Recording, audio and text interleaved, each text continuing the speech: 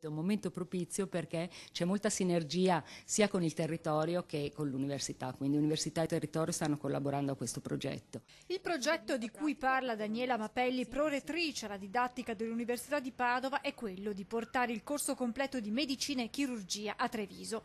L'iter è già iniziato dopo che il Senato accademico ha deliberato ufficialmente di iniziare il percorso universitario sin dal primo anno nel capoluogo della Marca, dove da tempo sono attivi i corsi di laurea in giurisprudenza e alcune professioni sanitarie. L'Ateneo Patavino ha già investito a Treviso e continuerà a farlo, spiega la prorettrice, alla luce anche dell'efficace esperienza che vede gli studenti del triennio clinico di Padova, su base volontaria, frequentare in gruppi di 50 i corsi in città. Si è pensato di approfittare di questa fruttuosa esperienza e far partire quindi un corso di medicina e chirurgia fin dal primo anno.